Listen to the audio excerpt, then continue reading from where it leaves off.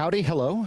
This is Jonathan Fiala for Further Every Day. I'm sitting in the producer's chair today, and Mr. Producer here is going to be answering your chats and grabbing them, so I'm putting it all on him. He and I are kind of sharing because this is our first time on PSB. If you're on our audio podcast or on YouTube Rumble, we are also now on PSB, and today I'm joined by three folks on the panel. I've got Miss Nikki in the chair of theology. How's it going? It's good. How are you? Doing well. Glad to have you there. Oh, I'm excited to be here today. Mr. Charlie in the chair of philosophy. Greetings to all. Greetings to all. And no, I'm not trying to be cool with the glasses. Miss Nikki gave him a shiner. Yeah. No, that's not true. Right. That is not true. I did have eye surgery. I had a corneal transplant. And unfortunately, my eye is still pretty sensitive to light. And if you can imagine, I've got 5 very bright lights shining in my face, and that makes it tough. So I am not trying to impersonate Ray Charles as many times I've been accused. I got another bright light. Man, Need another one? no, Okay. no. But I'm glad to be here. And the cheeky fella to his left, your right, is Steve. How's it going? Doing good, man. Being politically incorrect. What? As What? always. Always. Incorrect. Man. Politically incorrect. Golly. In the chair of politics. So today we're going to be looking at Red Note and the transition to that. For those of you who are just joining us on PSB, and we're now kind of joining y'all, we are a cultural apologetics podcast. We actually have 5 chairs, and when we have a full group, theology is what you believe is right and wrong, right? What your views about God are going to dictate your philosophy, which changes your culture, which changes your politics, which changes your economics. And so that's kind of like our general structure, because as an apologetic channel, we believe that we need to have a reason for what we believe and have a written defense. That's what apologia means in the Greek, to have a written defense. So that's just what we are, and that's what we do. And any issue will come from, or any retort to the conservative Christian worldview will come from one of 5 places, roughly, one of those chairs, from a theological, a philosophical, cultural, political, or economic level. So now that I've beaten that dead horse dead, today we're going to start off with, we're told that we were going to get a chance to share with PSB, so we held off for a while. We're starting the Federalist papers, and a little bit of work on that. I think it's actually more relevant than ever to look back at the founding of our nation and the godly founding of it, the Judeo-Christian worldview that was poured into it, and to kind of understand how we got to the place where America is a global superpower. It's the global hegemon. For better or for worse, America is that, and I think it is for better. It's good to understand what led us to this point, and so we're going to start to crack open the Federalist. And so just a quick review of that, again, partly from the Christian perspective and worldview. Yes, Steve? Yeah. You know, it's interesting that we're sitting here doing this podcast on the Sunday, doing the Federalist papers the day before the inauguration. Yep. Inauguration. Bleh. Can't get it out. But it's so interesting that this is happening this way. I mean, think about it. Yeah, and I think one of the other things that really concerns me is when you think about what's going on in our public school system, how much is the Constitution even talked about? And I'm talking about an in-depth study. I'm not talking about a cursory, well, so-and-so is not a follower of the No, that's not what I'm talking about. I'm talking digging into it. And even more so, how much do we really know about the Federalist Papers and the impact that it's had on our government? And I think one of the greatest disservices that we could do to our children that are being educated is not looking at those things. They are foundational to understanding why our system is the way it is. And if you'll note one more thing, why is it that we've got congressional people and senatorial people who are advocating for the disbanding of the Electoral College? That is one of the worst things that could ever happen to this country. Our founding forefathers, they knew the importance of that and what it would do. And that is why your history is one of the most important things, you know. So again, Yes. Just fully unabashed Christian here. Your testimony is not your own. And God told the children of Israel over and over again to set up marker stones. Amen. And the first very, very clear set to the children of Israel as a nation, post the patriarchs, was after they carried the Ark of the Covenant through the Jordan River. God says, go to the middle of your trial that I carried you through, go to the middle of the river, grab 12 large stones and place them in a monument. So when your kids say, why does this look this way? Why do we have a nation? Why are there 12 stones here? You could say, because God is sovereign. God has led us through. And I really, really, really think that that is something that we have lost. And that is why we as a nation and as a society are in a tailspin. Amen. So what are the Federalist Papers? For those who do not know or remember, it's basically, there was a serious issue with the Articles of Confederation. And after the Declaration of Independence and the Revolutionary War was in mid-stride, we had a confederacy. And this was a very loose banding of the states. Unfortunately, the federal Congress, if you will, not yet a federal Congress, did not have the ability to maneuver or make money or pay their soldiers. And so that's where there was some serious issues came up. And so by the time Federalist 1 was written, there were many, many anti-Federalist papers written, but this is in late 1787 when Alexander Hamilton, under the pen name Publius, joined by many others in the future, there were 3 people who shared that name, he started to write Federalist 1. And so Federalist 1 starts off with, after an unequivocal experience of the inefficiency of the subsisting federal government, you are called upon to deliberate on a new constitution because the old one was not working. Case in point, who in here remembers the Newburgh uprising? Do any of y'all remember that? I wasn't there. No, in school. Were you ever taught? Oh. About and this goes to the heart of what I just said, John Arthur. I don't ever recall hearing that. But I honestly don't. You know, but in fairness, you know, we are a lot older, and that would have been what, 45 years ago. No, stop. saying, Stop. Well, so you're right. You know, you're right on one perspective, but you know that this is not taught in any. It's not today. And you are exactly right. And Charlie's leading up to it. You're exactly right too, because that part of the Newburgh Conspiracy was never taught. And so, for those who are not familiar, this is the rough on it. In Newburgh, in the 1783 time frame, you actually had a number of generals and militia who were not getting paid, or at least not getting paid what they thought they were worth. They were being told that they were going to get. They were told that they were going to be getting some sort of compensation and a long-term pension, and by Congress. The problem is Congress couldn't raise the money because everything had to be passed by a majority vote. Do I hear democracy? By the way, one of the worst words that is used, because they were going to pass. By the way, this is going to sound very familiar to y'all because some of y'all are in the news, and tariffs. They were going to pass tariffs to fund the federal government. By the way, there was no income tax starting off this nation. You didn't have income tax, not on a federal level. And everything was paid for by taxing a protectionist tax on foreign goods that come in. More on that later. We're going to talk about Trump's ERS in a little bit. And I think it has the potential to be one of the single best things that could happen to our nation because we're going back to first principles.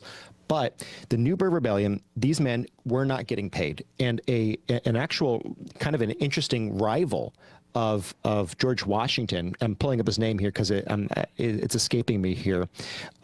He actually went ahead and was basically staging a coup d'etat. And this coup d'etat was they were going to march on Congress because Congress had not sufficiently compensated and set a structure to compensate because they couldn't afford to.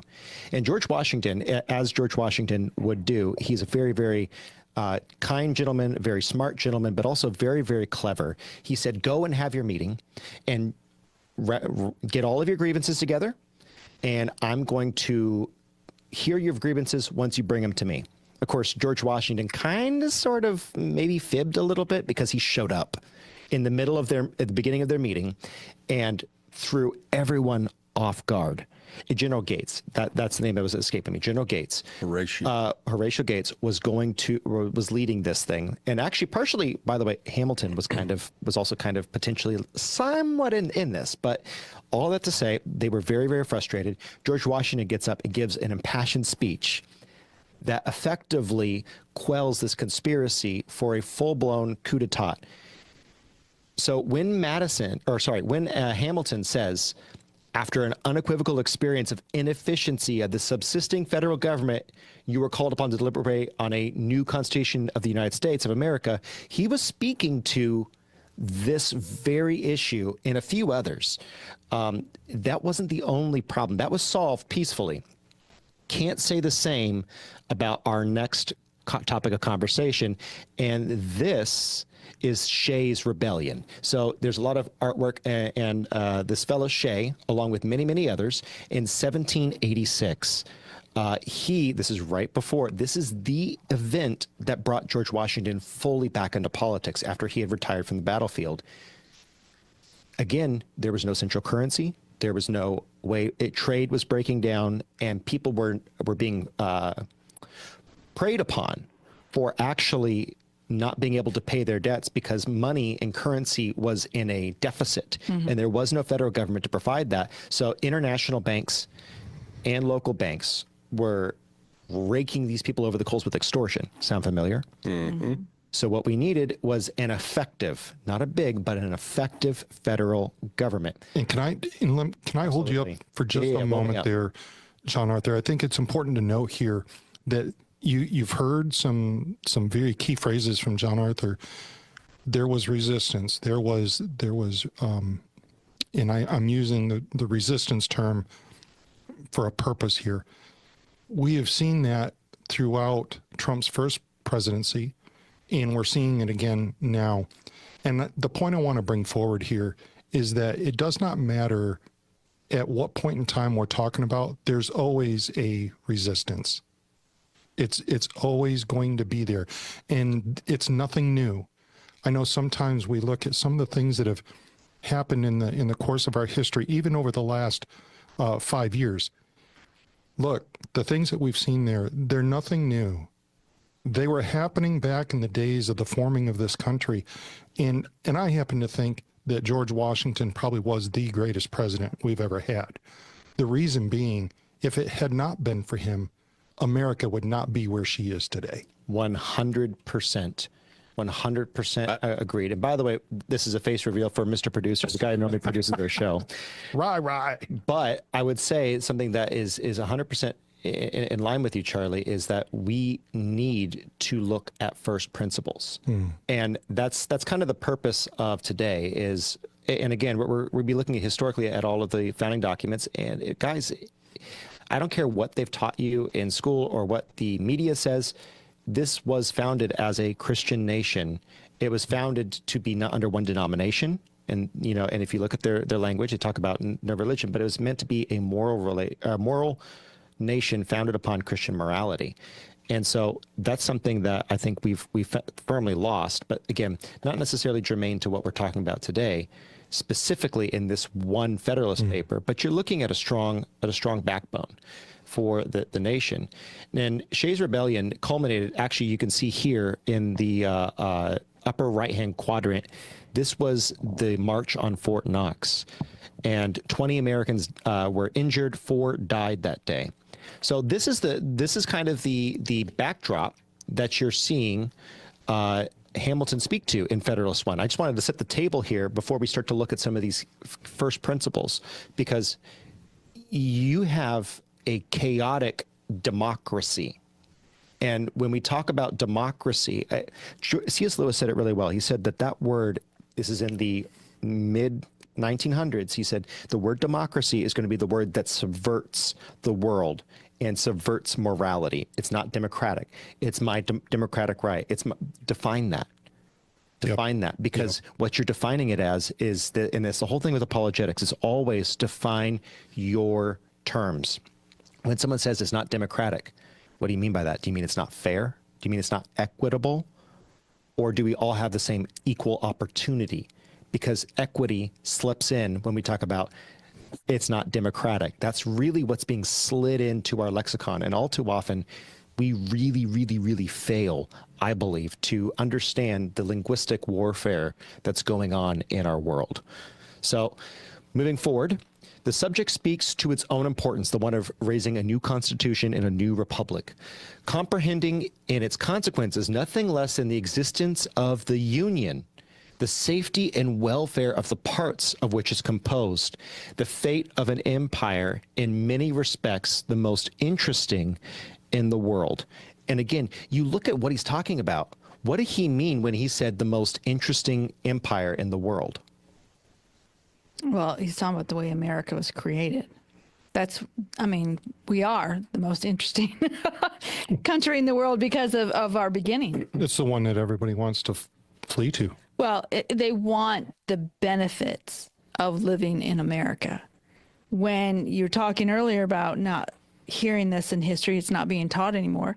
Well, if they taught history correctly, you have to look at what John Arthur said in his term first fruits. Well, the first fruits are going to bring up biblical beliefs and principles that are pulled from the Bible to lay down the foundation, believing that those principles will bring prosperity, not necessarily financial prosperity, but prosperity in many different ways. So if I'm going to teach these first principles, I have to actually collectively look at the men and their attitude, and therefore I'm going to have to look at religion. And I want to add to that real quickly.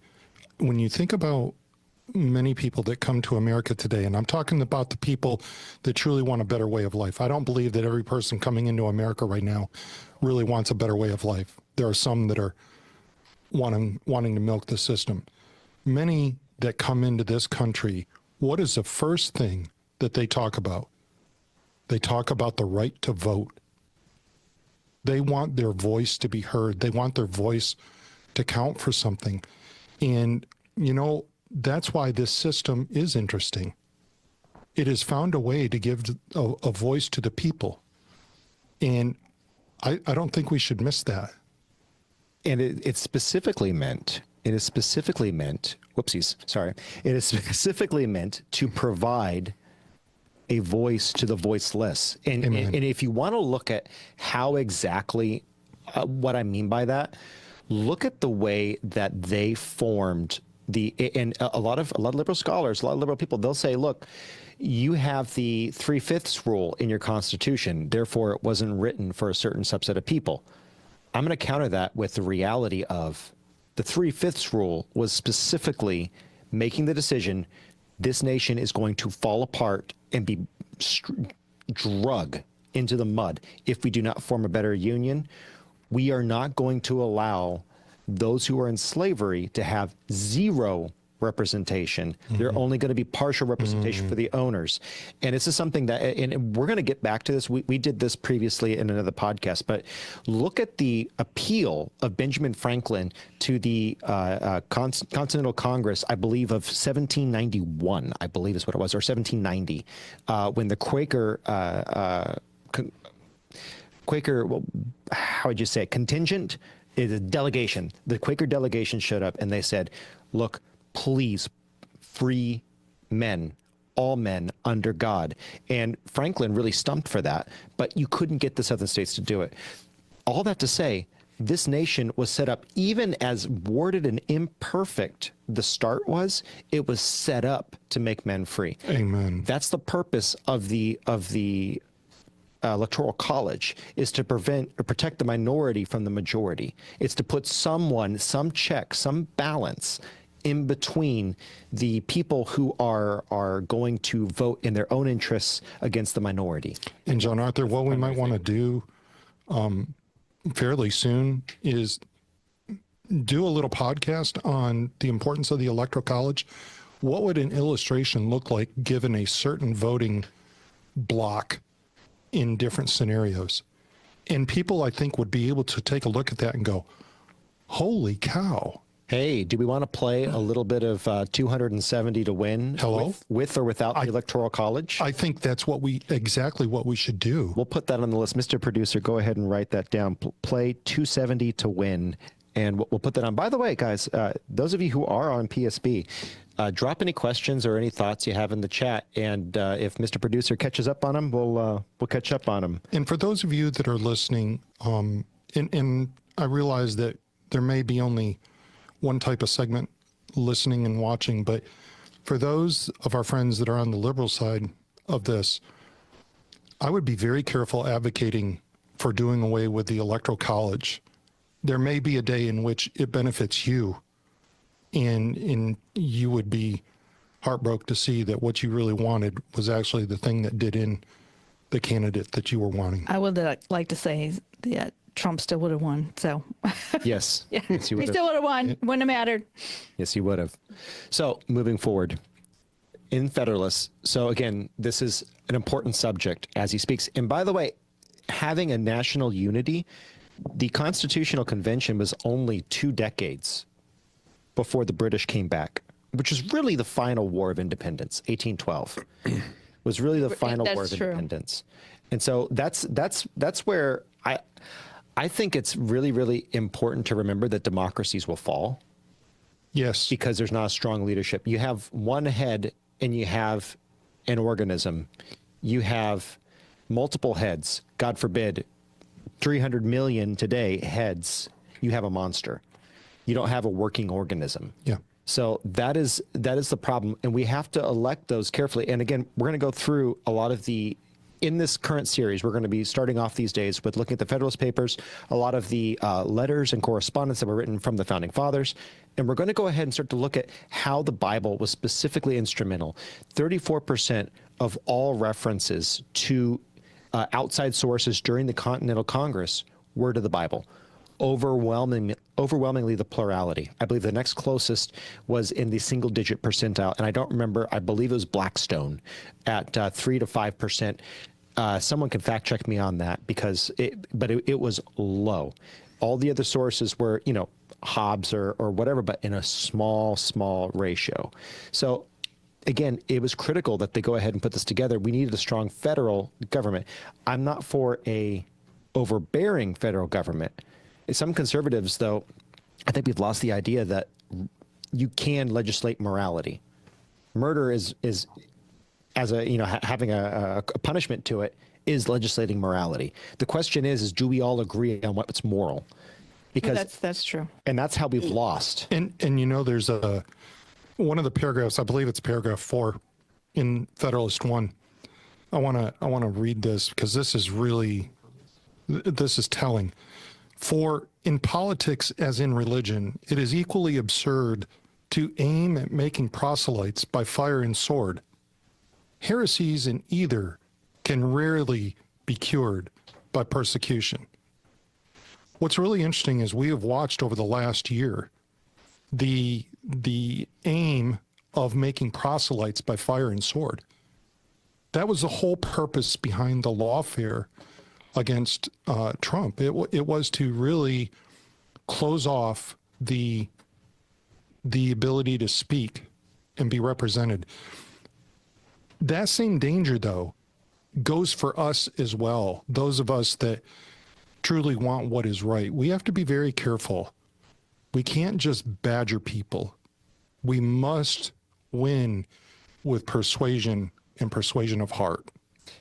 Well, and again, if you're a Christian, the Bible says to go make disciples, Amen. Not converts. Converts is one thing, discipleship is another, and that's something that I think the Christian church has really wildly missed out on. We've focused so much on numbers that we've forgotten the discipleship, the better things, being able to actually have a relationship with people, as flawed and warted as people are. guess what? Actually doing the work of the gospel is difficult. It is something that is going to be arduous, and that's part of raising your kids. That's really where the left has won, is they've gotten a hold of the children, and we kind of let them. So all that to say, strong, godly federal government, but not overbearing. That's really what the Federalists were about. So it has been frequently remarked, moving on back to Hamilton and Federalist 1, it's been frequently remarked that it seems to have been reserved to the people of this country by their conduct and example to decide the important question whether societies of men are really capable of establishing good government from reflection and choice, or whether they are forever destined to depend on their political constitutions by accident or by force. What a statement. What a statement. I mean, think about it. You're dealing with the idea of an American republic has not been considered until now. And in a lot of ways, they really, and I'm going to stump hard for this, they really were focusing on an Exodus-style government for the Jewish people or the Hebrew people. They were focusing on, you have segmentations of power and you have controls. Now, what they developed, I believe, is a much, much more robust version for a much larger people. And it's not 100% derivative. But there are a lot of cues. Our judicial system sees a lot of keys coming out of the Bible. And again, they were looking to the lawmaker, the ultimate lawmaker, the one who wrote the laws of nature and morality, to say, let's go ahead and see what he has to say. And, you know, to make sure that people, let's be clear, the American justice system is not perfect. But I guarantee you, if you compare it to any other judicial system in the world, if you had a court case that needed to be heard, you'd want it to be done in America. So I know that there are seeming injustices that happen within our justice system. Be very careful about throwing out the bathwater and the baby at the same time. 100%. 100%.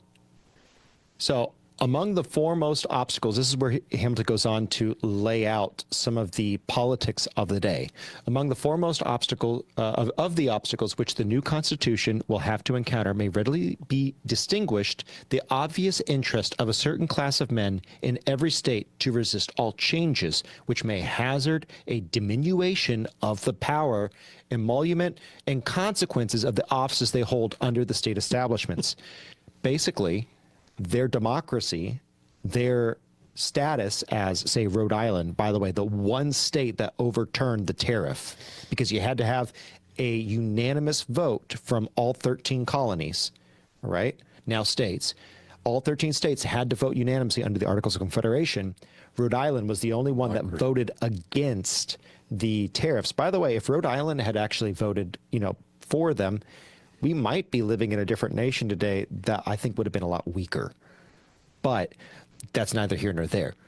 Moving on, he says, and the perverted ambition of another class of men. So he's moving on from those who were benefiting from the current system, who were writing anti-federalist papers. He's moving on to something else, which I find to be really interesting, to another class of men who will either hope to aggrandize themselves by the confusion of their country, or will flatter themselves with fairer prospects of elevation from the subdivision of the empire into several partial confederacies, then form its union under one government. A couple ways you can read this, but my reading of this, I don't know about y'all, he's saying you're hoping to get in with the crown and maybe come back in underneath another state, or you want your own state to become the dominant state. But you're not in this for the total good. The bottom line is you want to set up your own kingdom.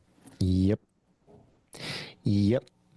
So I got 3 points that I take away from this, and I want y'all's opinion. And by the way, folks in the chat, if you have anything that you want to drop in the chat, if you have any thoughts about Federalist 1 and the value of what the Constitution of the United States has done, feel free to drop one. It takes a couple of minutes for us to see that, so go ahead and drop them now. Number one, this is my first takeaway. The Articles of Confederation were so loose, the democracy was so loose that it was ineffective. And you look at Greece, you look at how they failed, was largely because they had an ineffective government. The larger it got, the more ineffective it became.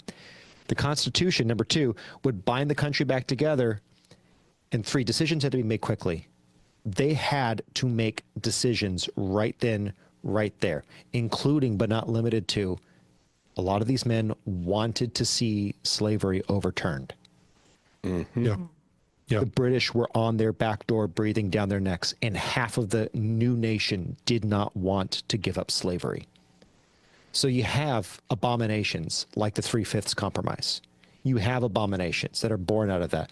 Unfortunately, when you're forming a nation, there can be a lot of compromises. And then you got Spain down there in, the mouth of the Mississippi. Preventing trade. Yes. This was another threat that you had you had no ability. By the way, War of 1812, again, the real war for independence that finished it off. We had a skirmish in 1776, and we finished it off in 1814. You look at who was doing the fighting. These were merchant ships that were armed with cannons. By the way, the founding fathers didn't know about repeating rifles. Tell that to the Continental Congress, which considered repeating muskets, which considered the puckle gun, which was a repeating cannon. All of these were owned by privateers on the high seas that provided a private military contractor base for this fledgling nation to win the War of 1812.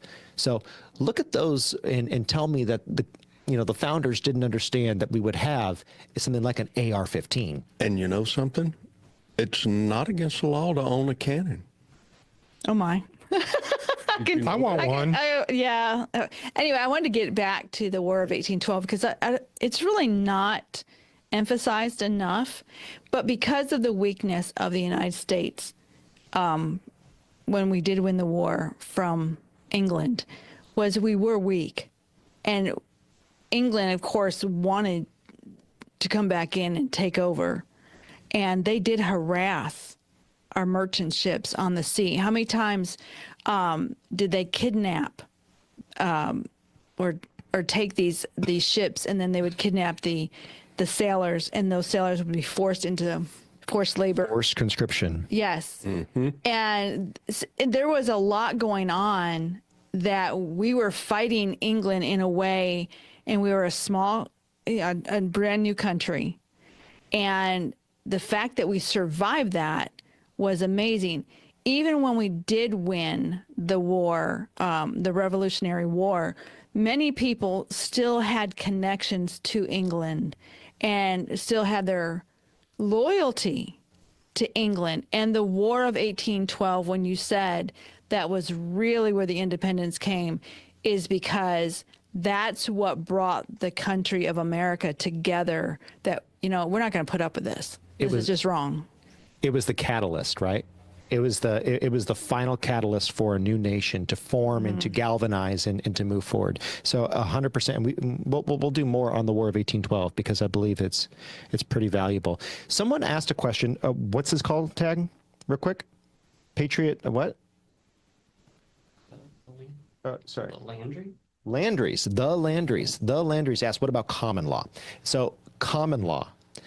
By the way, most law was based off of common law, which is partially British and, again, partially just natural law. The expectation that there's a conversation. Blackstone was the resource on common law.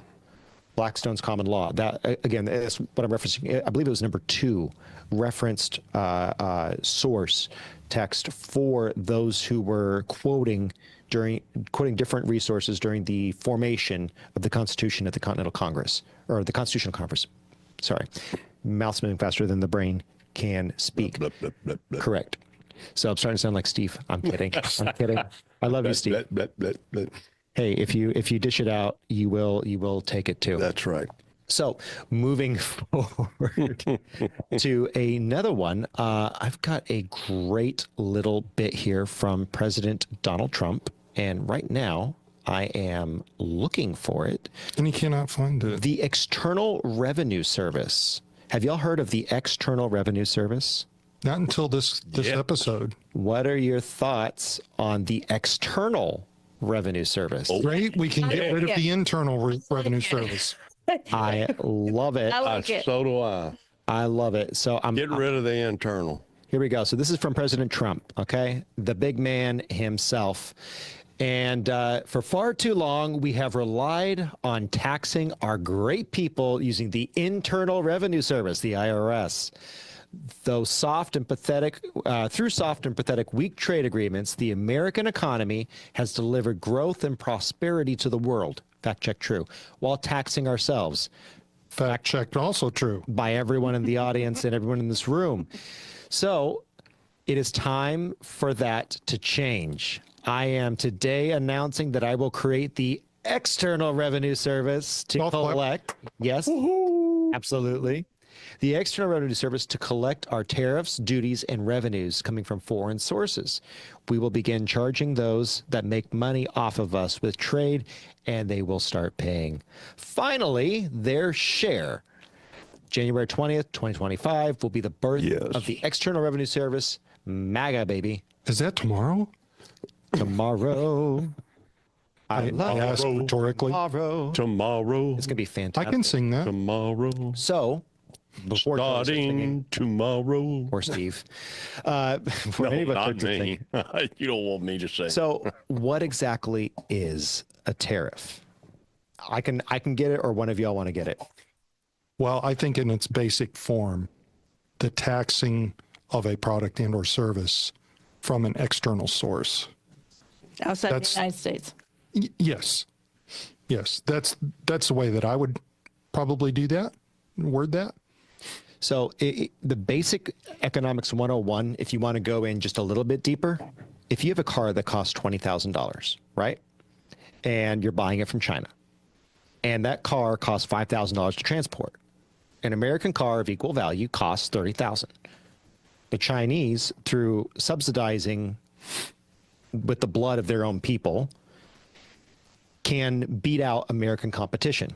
So what the founding fathers did is they said, we want our nation's economy to grow.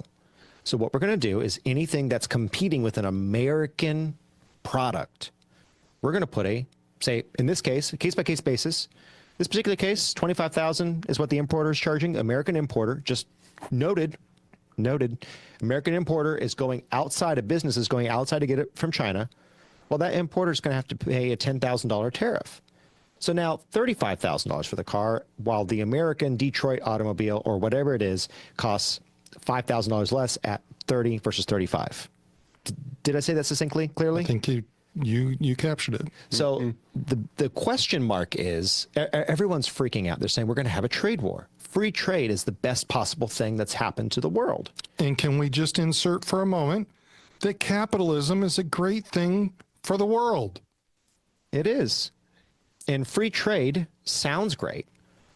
But if it's coming at a deficit where you are having miners, 15,000 artisanal miners, that's a fancy word for saying people who are working to death in cobalt mines in the Democratic Republic of Congo.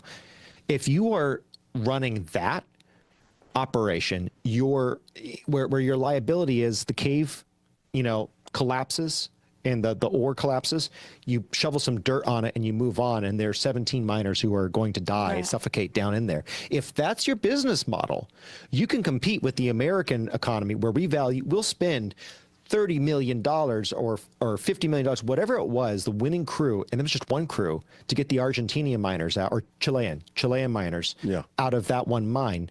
However many millions of dollars we blew on that because there were 30 people who were down hole.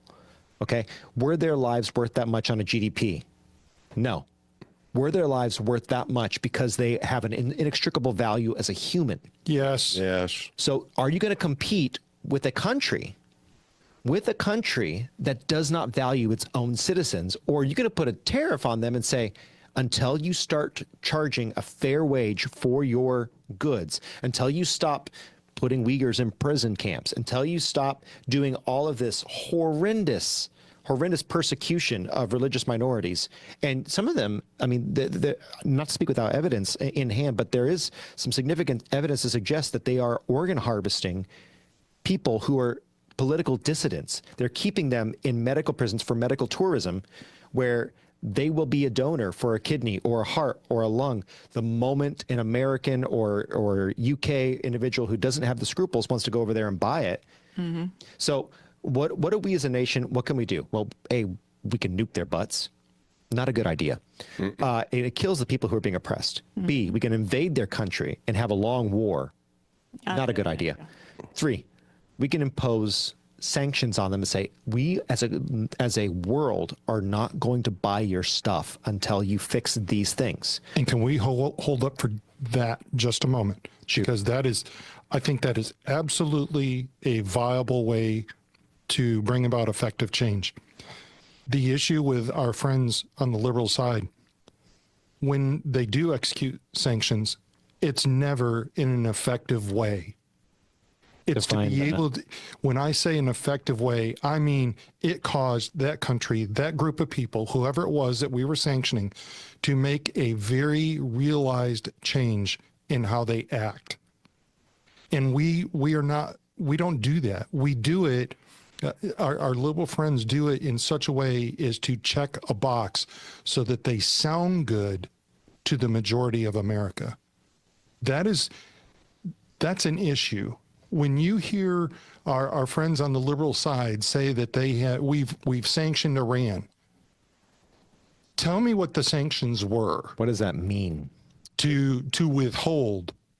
No. I mean, in their case, because all too often, Yeah. it is not what's necessary. Correct. So putting a tariff is a lever that we can have for actual justice. There are more slaves in this world than there ever have been. You want to talk about justice? Let's start to hold some of these people accountable. And the funny thing is, the blue-haired folks who are very, very upset about things that happened 400 years ago or 200 years ago, they really seem to miss out on the fact that you're carrying an Apple phone. You are eating at Cobalt. Yeah. I mean, come on. Well, we're going to get to this later, but when we start talking about the 32-hour work week and the biblical principles that I've pulled out about, working and not working and understanding, because there's a part in the Bible about when people get rich, fat, and spoiled, they get lazy. That's it. And then there's the expectation, well, this is the way I've always lived, and I deserve it. I deserve it. They never understand, and I don't think they're taught that very well in school anymore. You have what you have because somebody worked for it, somebody fought for it, somebody put some effort into it so that you could have this lifestyle. But it's not a guaranteed lifestyle that you can keep. There's no free lunch. And I don't understand why the common sense has gone out the window. It's because you divorced common sense from common law, which has a common law giver. Amen. Once you divorce from a moral reality above your own, and by the way, the only logical one, is the Judeo-Christian God, the Yahweh creator. That's the only one that makes sense. So once you divorce yourself from him, you don't have a leg to stand on intellectually. Yes, Steve. Yeah, I was going to say, the reason common sense has kind of gone out the window is that, all the blue-haired, purple-haired, red-haired, green-haired people moved into the room and common sense jumped out the window. Well, it happened with a lack of... I mean, think about it. Who wants to be in a room with them?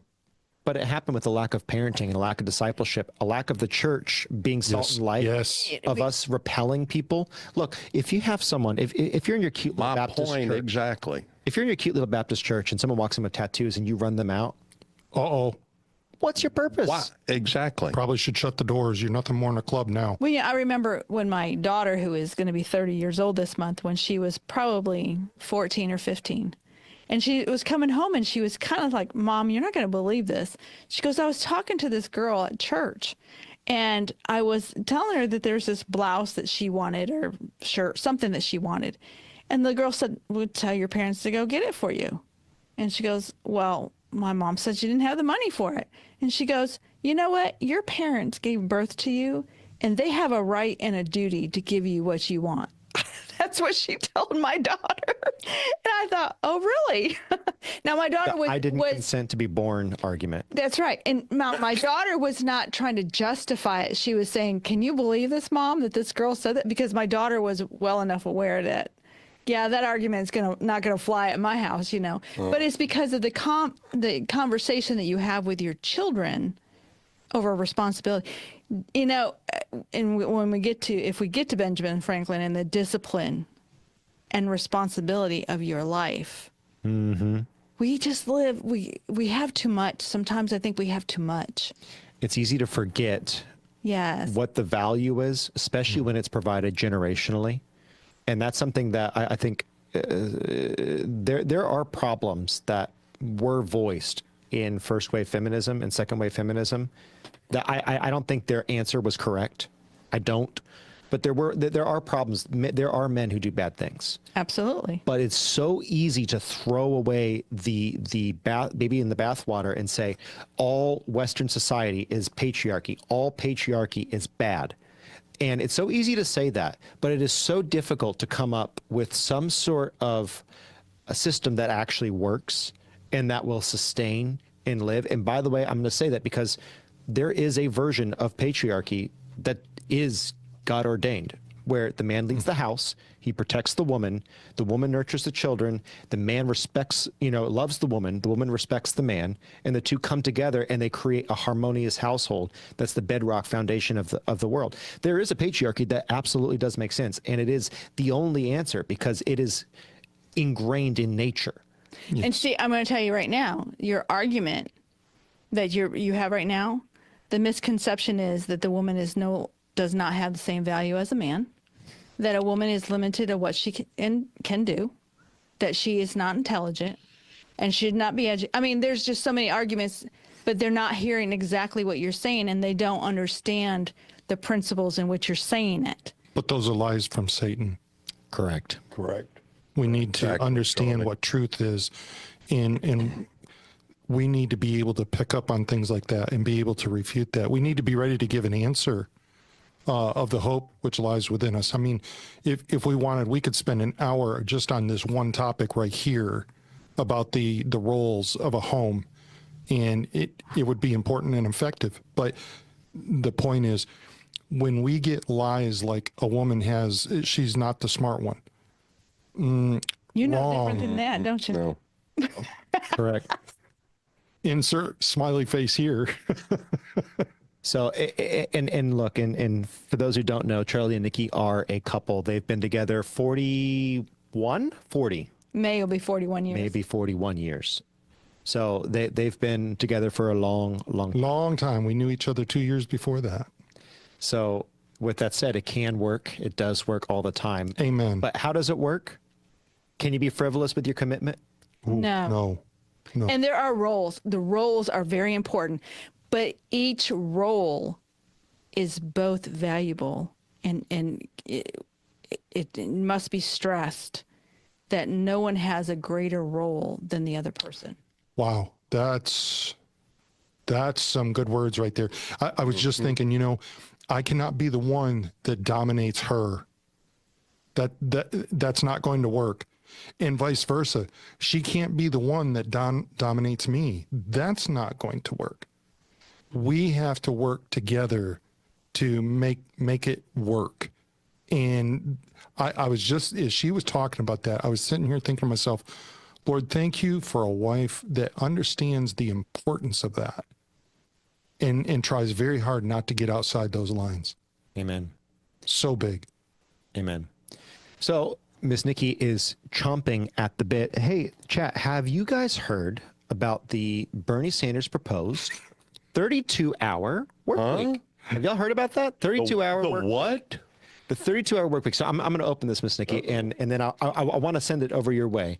So just for those who haven't heard of it yet, this is Bernie's proposed, and so I went ahead and grabbed some bits, and I summarized his act proposal.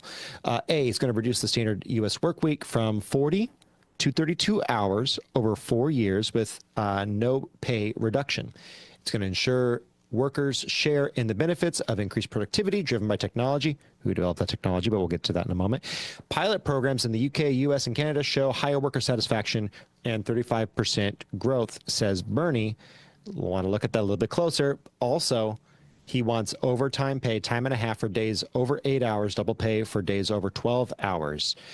Protect workers' pay and benefits during the reduction. It's endorsed by all of the usual suspects. Before I get to Miss Nikki, can I talk about Bernie's actual work week? Please do, please. Because I find this really revealing. I think it's really interesting. If you go over to glassdoor.com, for those of you familiar, what do people say about Bernie? Well, 4 stars out of 5. Okay, so this is not a disgruntled employee. This is someone who says former employee for less than a year. It was challenging, but, he's a great candidate. Good pay. Hard to find work-life balance. What does that mean? What does that mean? Screwed up priorities, if you ask me. Yeah. That's what I would say. Yep. So let's go ahead and look at another one, because we got a couple of these. Okay, so let's go ahead and look at the next one. Getting paid to organize for social events, environmental justice. Awesome. It's a pro. And 5-star rating. Long work week, 60-hour week, and only 1 day off per week. Need I go further? He's got plenty of these reviews. 60-hour weeks. So he doesn't believe in it himself. No, he doesn't. And that's the biggest problem. None of these people believe during the COVID lockdowns. They didn't believe it. They didn't believe it. They were off so Steven Crowder had that one sting where Jay Shawarma was having wild riotous parties with strange extramarital relations occurring. How about that for walking around any censors? They had orgies while COVID was thriving. And the guy said, oh man, it's so nice to blow off steam. It was nice to get out and go do whatever. In the meantime, he was going on, Jay Shawarma was going on with the mayor of New York and saying, here de Blasio, we must enforce these strict policies. Families cannot go on Thanksgiving and view each other. It's not that they're hypocrites. It's that they're liars. Yep. Mm-hmm. They don't believe it. They don't believe it. Well, I think some of it is, first off, let me just say this. I would love a 3-day weekend. Is there anybody that would not? Nope. I would absolutely love a 3-day weekend. However, I will tell you that I have a wonderful job. I really like my job. I think my employer is extremely good to us. And anybody in my department will agree with that. We have a great pay scale. I feel like I get a good wage. I have bonuses. I have great PTO. I mean, I come home and I share things with my mother-in-law, who is 80 years old, and she goes, I have never heard of a company treating their employees the way you get treated at your job. Because they're very good. So a 32-hour week would be wonderful. However, that would mean that my employer is going to have 20% less of your time. of my time. So what's going to happen? We tried this before. Remember the fight for 15? Remember the fight for 15? It's now the fight for 20? The minimum wage. So let's counterpoint this real quick. Let's go ahead and hear Bernie talk about this for just a second in his own words. Okay. And let's see what he has to say. You guys resuscitate me. Sean Fain is the head of the UAW. And in my view, he's doing a great job. And not only did he win a very good contract for his workers, he raised issues which are now resonating all over the country. And one of the issues he raised is, he said, you guys are making huge profits. You've made huge profits over the years. And meanwhile, many of my workers, he had young people coming into the automobile factories making 17, 18 bucks an hour. CEOs making $25, $30 million a year. All right. And then he raised this question. He said, you know what? We want a 32-hour work week. That was part of his contract negotiations. And everyone said, Sean, you're crazy. What are you talking about, a 32-hour work week? And his point was, we are producing more product right now. And all of those gains are going to the people on top. That's right. I introduced the bill John, for a 32-hour work week. I was shocked. I walk the streets, I'm in the airport, people coming over to me. And you know why? People are stressed out. They're seeing work in a very negative way. COVID maybe, exemplified that, what happened during COVID. So what we have got to be asking ourselves, and you're touching on it now, all right, you got all this new technology, artificial intelligence, robotics, making us more productive. Who's going to benefit from that? What are the repercussions of that? Are workers now going to have higher wages, shorter working hours, or the rich going to get richer? So that's from Bernie himself. Now, my first question is, who pays for all the automation? If it's a private company, it's the owner. So who took the risk? The owner. The owner. The owner always takes the risk. And who are they paying for? So as someone who actually is a small business owner, very small business owner, but who pays for AI technology, why am I buying that AI technology? Mm-hmm. Like, what am I paying for? By the way, I'm just going to say something as a small business owner, and I've got two companies, one with two other partners. We literally talk about how can we limit our tax liability. Like, we're not evading. We're just saying, how can we structure everything and do a good job so that we can actually pay our people more? Those are the things that go through our heads. It's not that we're evading this or evading that. It's like, what can we do? What can we write off in a correct way? How do we go about this so that we can pay our people more? We're looking at our margins for being able to pay people more, not less. Well, everybody wants, they do not want high turnover. That is harmful to a business to have high turnover. So in this scenario, not every company is going to be successful to do this. Now, he's talking about these pilot programs that are successful. I want to know what kind of business they are. 100%. Okay, because usually with a lot of institutional bloat that allows for you to do that, this only helps the large companies defeat regulation and squash small competition. Well, invariably, that's what this sort of regulation does. The Fords can get away with this. The Rivians and the Teslas get crushed. Well, that's what I was thinking about. My son, who's a truck driver. Okay, they have a certain quota they have to, they have work throughout the week. All right, now my son's only going to work 4 days, keep the same amount of money, and so the employer is now out 20%. Because he's paying for an extra day that he's not getting work. He's got to then come in and hire somebody else to do that. He's got to pass that cost on to the consumer, well, to whoever he's picking up the goods from, and he's got to charge them more, and then they're going to have to charge more to the consumer. So So by the way, on that note, has this happened before?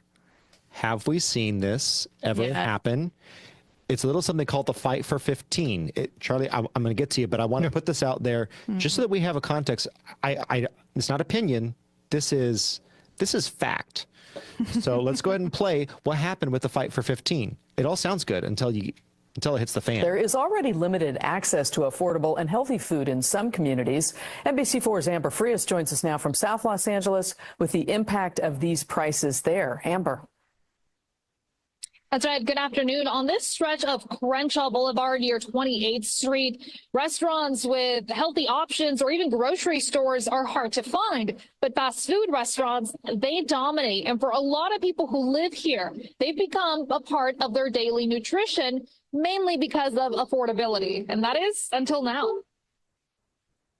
Jose Castillo finds himself at McDonald's every other day. For him, the Golden Arches offer not just affordability, but convenience. Sometimes you feel like tired and you just go buy your hamburger. But with the looming increase in fast food prices as a result of the statewide minimum wage hike, Castillo worries about his future options. Living along this stretch of Crenshaw Boulevard in South LA poses challenges for people like him.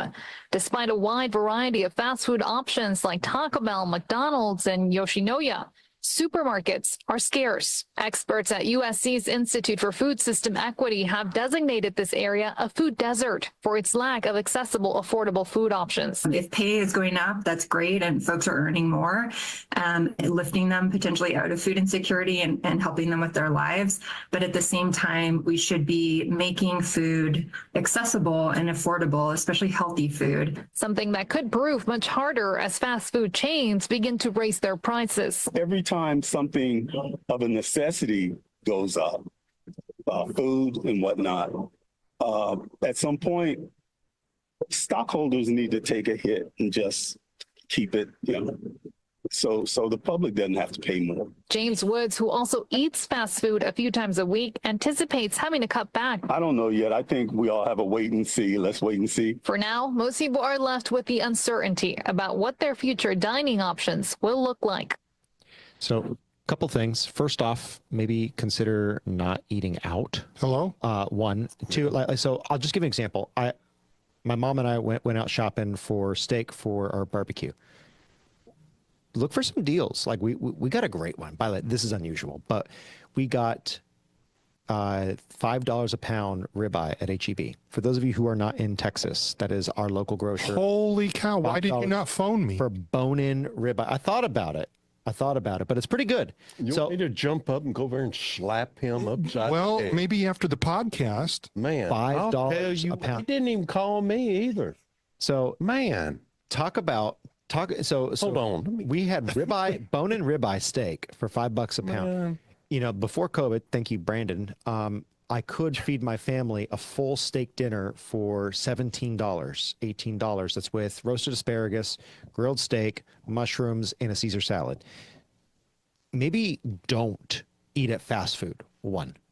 Two, the more we go and tell companies that they have to raise their prices, or raise their costs, what are they going to do? Well, They're gonna raise the price. this is the problem.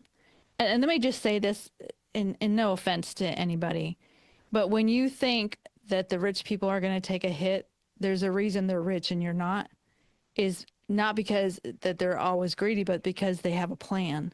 They didn't get rich just because it happened overnight. They planned and they strategized.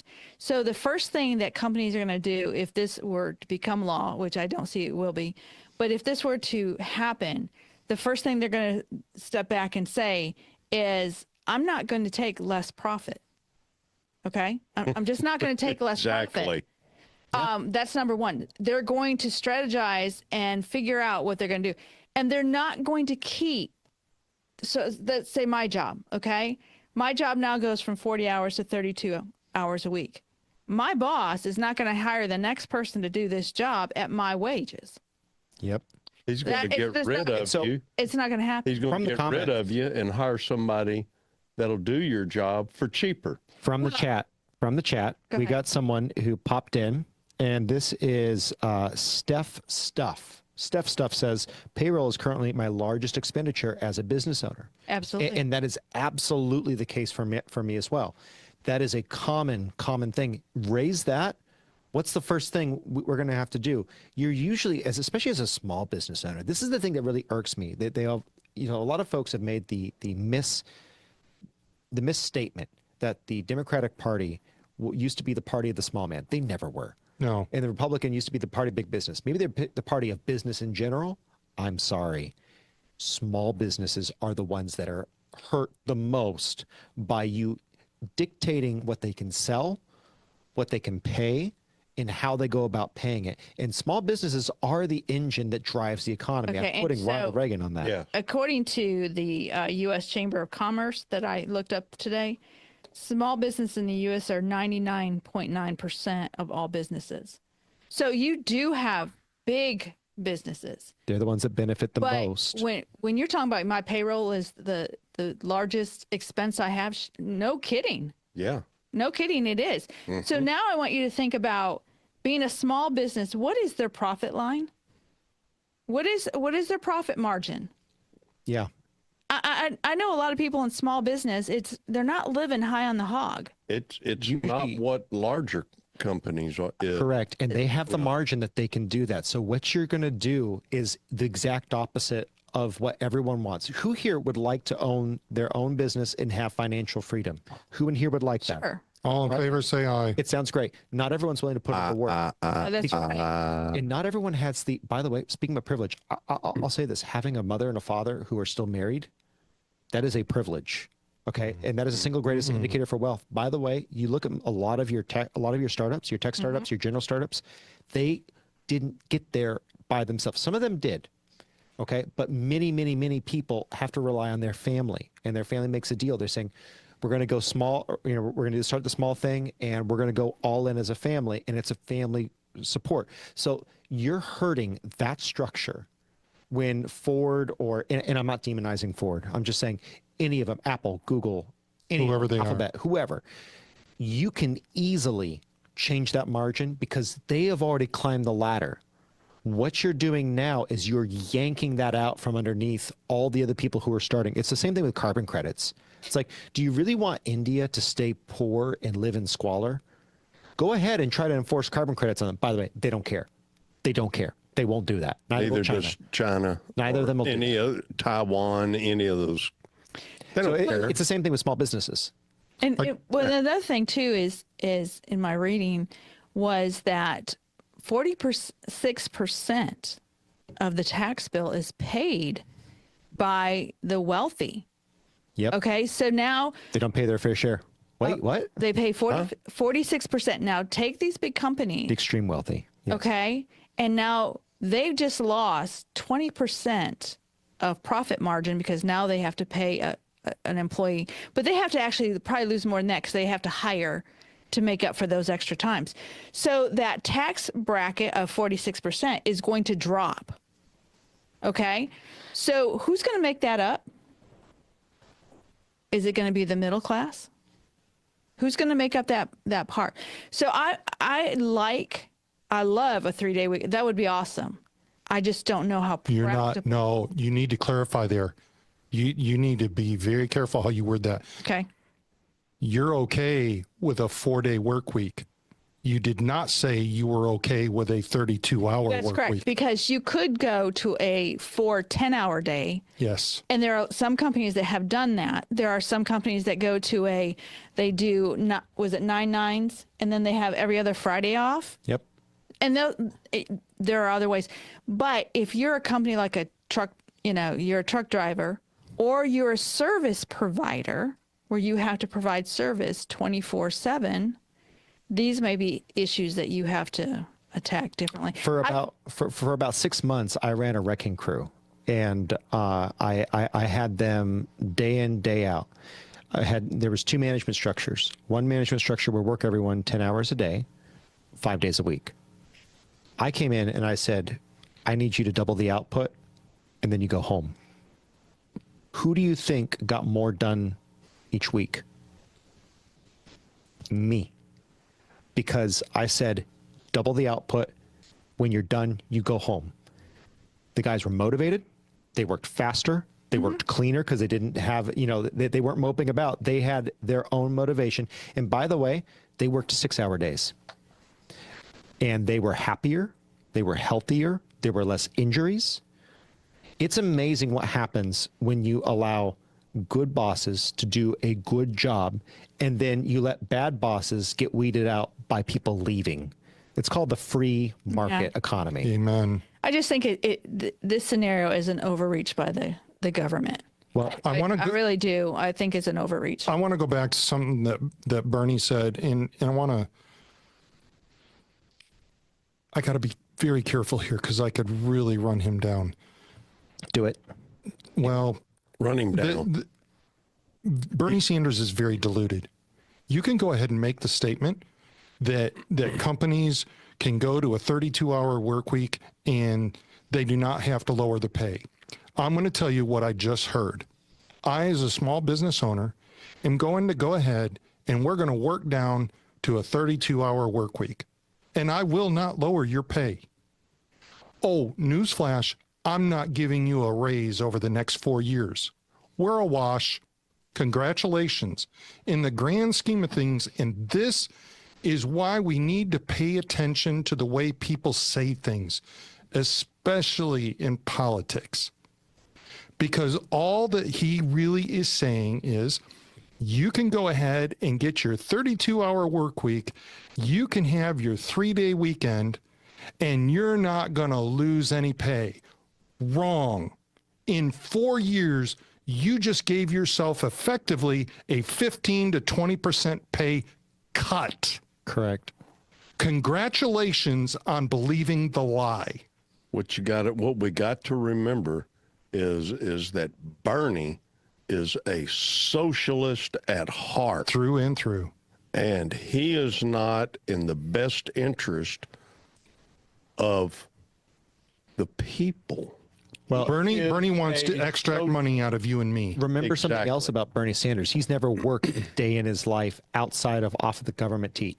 Correct. That man has consistently just dwelt on taxpayer money all of his life. And he reminds me a lot of his hero, Karl Marx, whose mother said, if Karl only spent as much time attempting to make capital as he wrote about capital, he wouldn't be living in my basement unwashed. It's a little bit of a, feathering together the whole thing. It's not a direct quote, but you'll find that his mother had that opinion of him.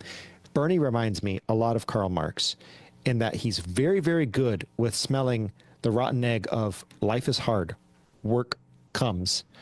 But then when you look at his practice, his own people are working 60 hours a week during the election cycle. It's just crazy. When you look at a biblical model, look, you get what you agreed upon to be paid. Yeah. And you don't need to go beyond that. Right. It is what it is. And I like what you brought up about, double the output and you can go home. Well, now look, who doesn't want to go home sooner? Yeah, but that's a different business. Like part of my job is service. So when I get a request, I have to stop and I have to service that request. But we're not, and I agree with that, but that's not really what we're talking about here. We're talking about the ability to motivate people to work and produce an output. And you can do it in such a way that it's motivating to people. But not every job is that way. And it's not. It absolutely is not. But look how you're compensated. You're compensated very well. Your company treats you very well. They do. They do, yes. So in the way that you can't necessarily go home, they make it up in other ways. Who would not want to walk in on a Friday during the heat of the summer and have ice cream? Who? I mean, there are jobs. They're talking about getting more output, excuse me, in 32 hours because you're getting more pay than you would in a 40-hour week. Well, I don't know what kind of jobs he's talking about, because you go on some of these construction jobs. Yeah. You go to a welding shop where they have metal fitters and welders, and I guarantee you with 8 less hours beating on metal, cutting metal and welding it, with 8 less hours, I don't care if you're paid $10 or $15 or $20 more an hour, you're not going to get more work done because the work metal is hard work, man.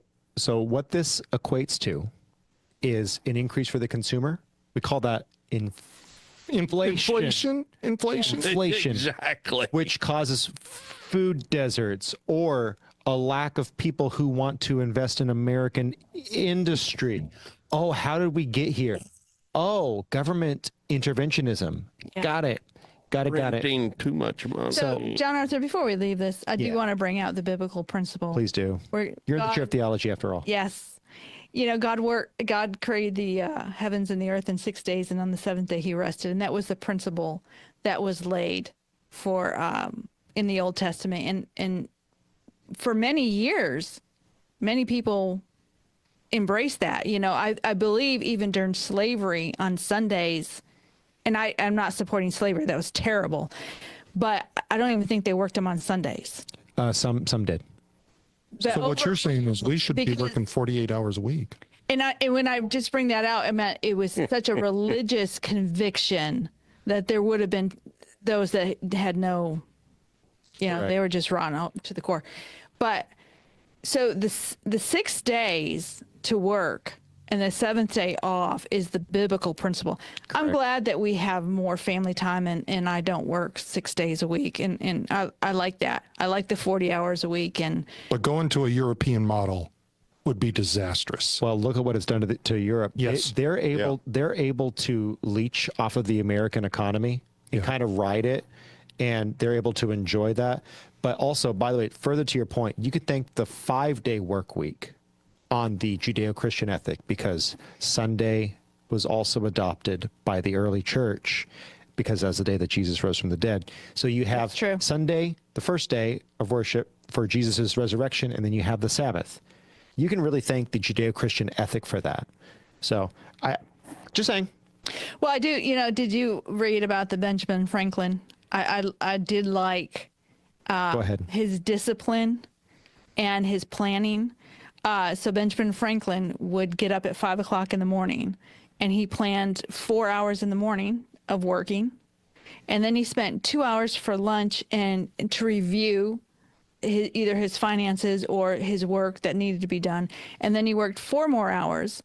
And then he would planned on leisure time until he went to bed, and he only allowed himself 7 hours of sleep. So he had his day planned out, very scheduled, very disciplined, very organized. And I will tell you right now, anybody who's been in the work environment, there are some people that just are chaotic. Yep. They can take 3 days to do something that'll take one person 1 day to do because they are not productive whatsoever. Yep. College education means nothing to me now as an employer. I want to see a resume. I want to see a resume, and I want to see what they're doing. And so all of this to say, here's a comment from Rottweil R. This is a quote from Thomas Jefferson dropped in the chat by Rottweiler. The government will one day be corrupt, filled with liars, and the people will flock to the one that tells the truth. Make sure that we're about telling the truth. Amen. We're in this great position. We're in this great position where, frankly, we just won the largest coalition as conservatives in America. It's the most broad coalition ever. There's a problem with that too. There's a risk of us getting diluted in what the message is. Yes. Look, I'm all for the Tulsi Gabbards of the world joining the Elon Musks. Let's go. Let's do this. But here's the thing. You joined our side because leftism didn't work. What works is a Judeo-Christian ethic. If you're not going to accept Jesus Christ as your Lord and Savior, I'm not going to stick a sword to your throat. That's not what I'm about. But I will say there is an ethic. There is a work ethic. The Protestant work ethic is what built America, as often cited by historians. The work ethic that we have, it only works if you believe the correct priors about the universe.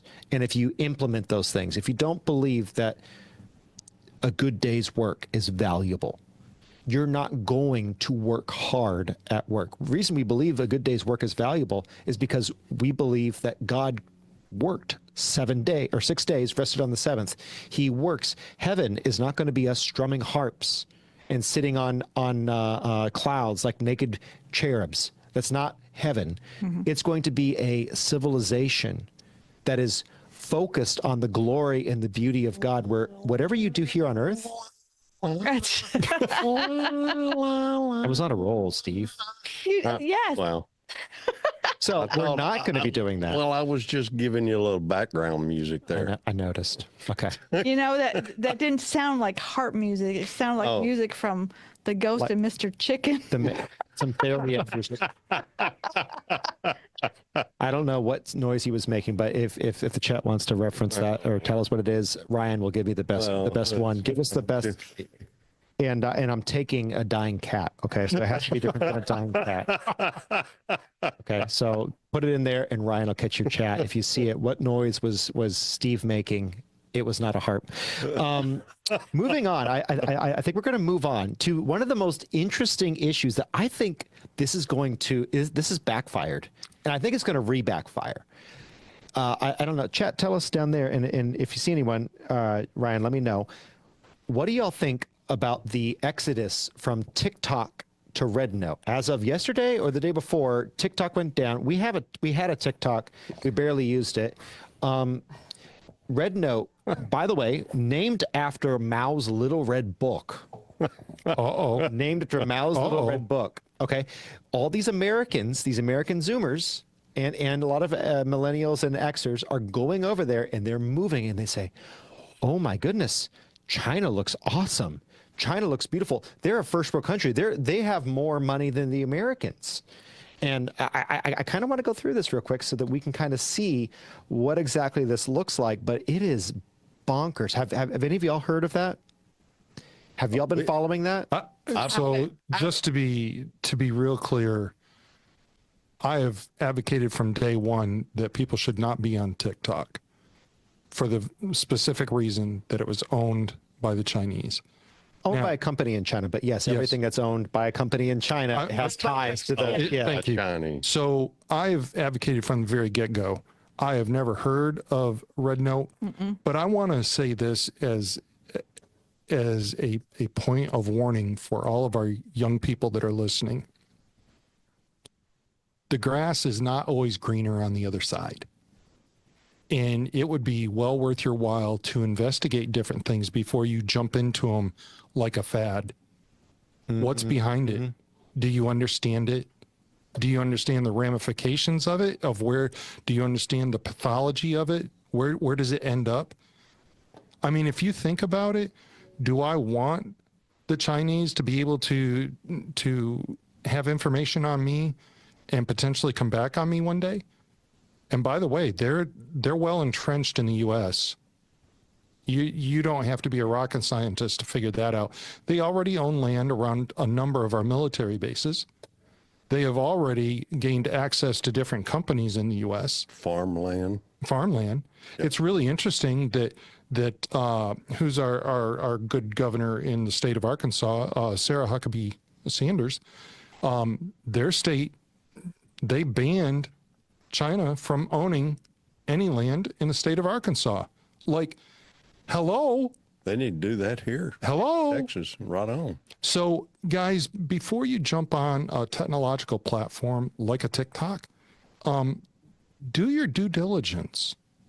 Check it out. And I could say the same about True Social.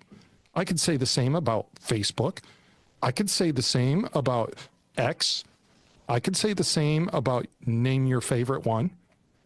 Look, do your due diligence. Understand everything that you can behind it, because this is not news.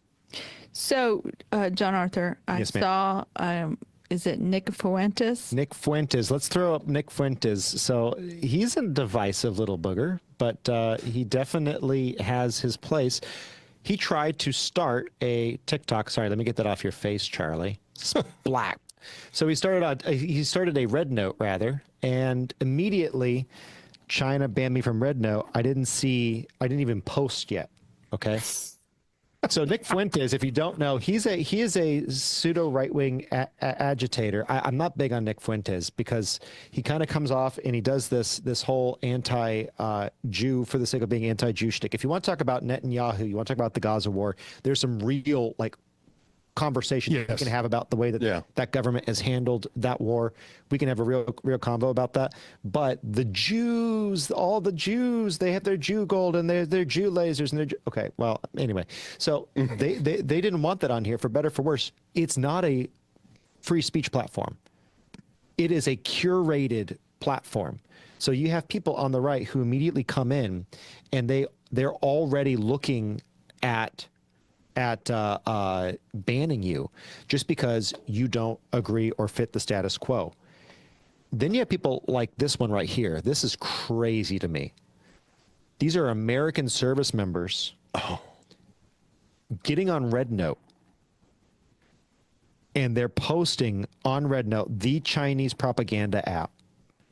with all of their data and tags and their CPU, EISN, all of that available, and they're effectively just in a situation where it's a security risk. This is the ineffectiveness of Congress and Senate. Makes you wonder if their GPS is working on their. So, this one from I've got a few chats here. So this is from Winningcraft. Bans TikTok but allows OnlyFans and P-Hub to run. Ooh, hello. Yep. Yep. Maybe we should look at those. Although I will say that Winningcraft, we are making strides, like in Texas, where we're based out of. They are actually going towards a ban based on you have to verify. You have to verify if they're 18 or older. And the hub and all these other places, they're having to come down. OF is going to come down. They're all going to come down. They can't. Yep. They can't stay up.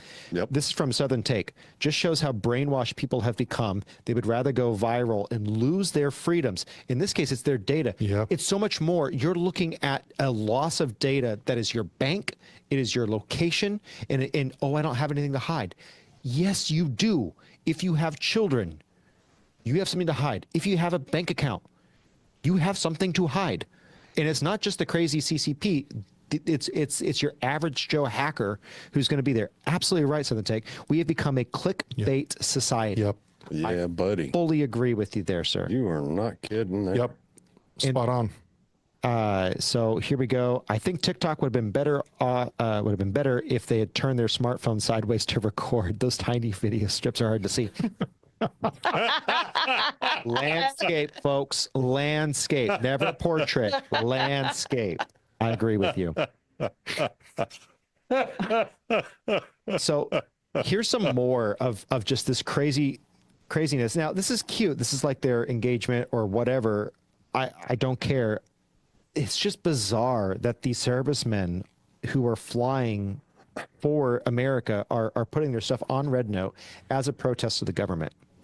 I think it's crazy. I'm surprised they haven't gotten Sorry about that, folks. nailed for treason or something, you know? It's crazy. I mean, think about that. Do you think they could get tracked for GPS? Well, I think one of the bigger worries that I'm hearing more and more about is, look, once China is well entrenched, and I'm gonna step out on a limb and say they're well entrenched in the U.S.